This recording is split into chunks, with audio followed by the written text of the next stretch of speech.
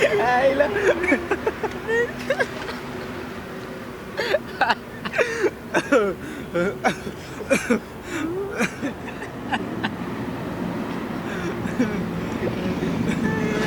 मी काय म्हणतो आद्या,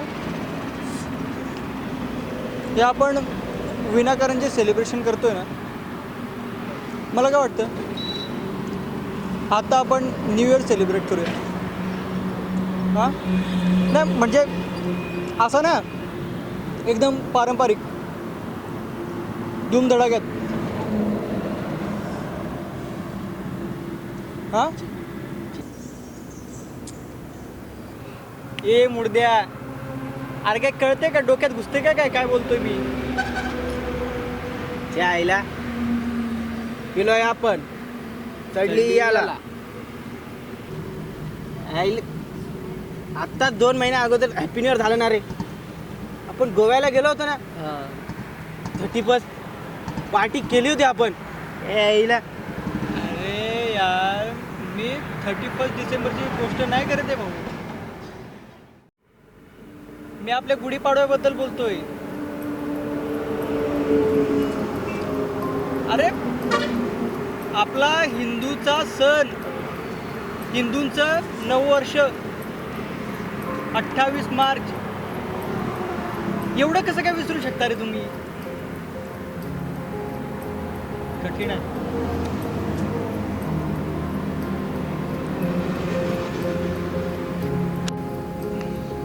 अरे मित्रा, कशाला फिल्मी डायलॉग मारतोय. गुढीपाडवा म्हणजे घराला गुढी उभारायची, पुरणपोळी खायची, आंबारस खायचा, मस्त झोपायचं. याला म्हणतात गुढीपाडवा.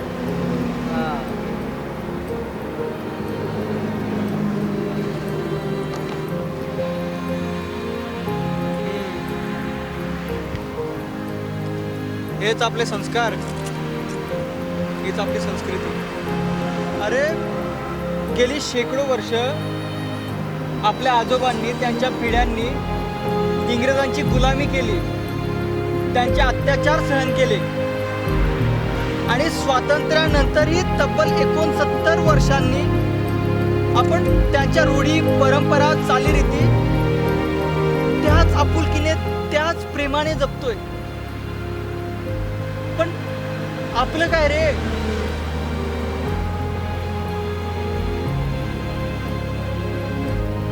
अरे या जिव्हाळलेल्या आयुष्याला 1 रुपये अभिमान वाटतोय. छत्रपती शिवाजी महाराजांच्या भूमीत जन्माला आलोय आपण. एक अशा व्यक्तीच्या भूमीमध्ये ज्याने हिंदुत्वाचा पाया रचला.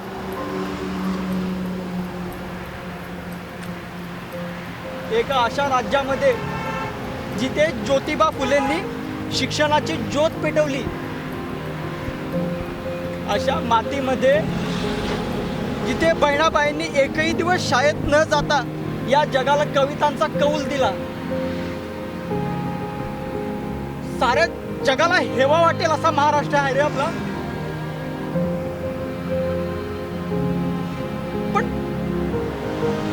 पण त्याची आहे ना किंमतच नाही आपल्याला.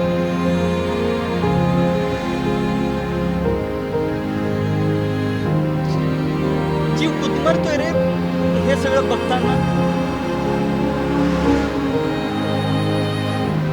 गुदमरतोय जीव.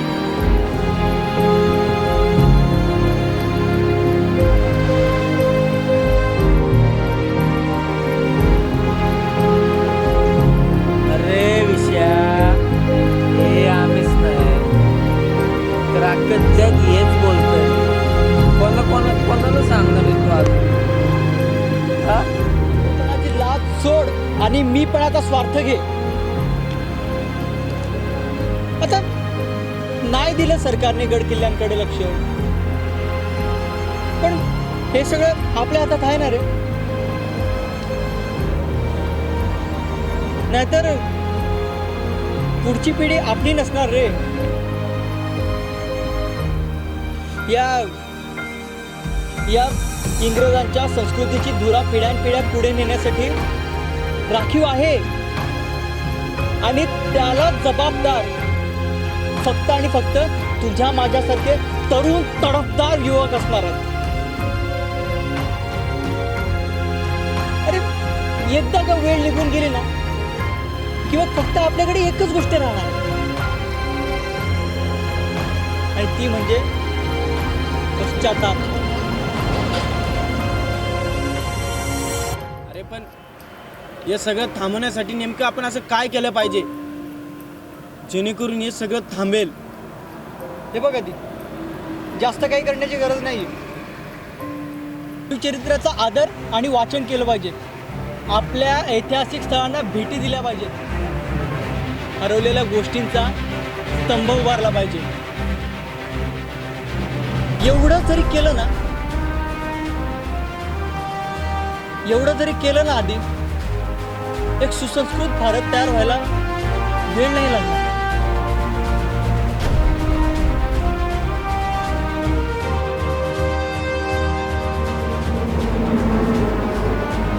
ठरलं तर आपल्या कामाव्यतिरिक्त जो वेळ शिल्लक राहील ना तो आपल्या पुढल्या पिढीसाठी.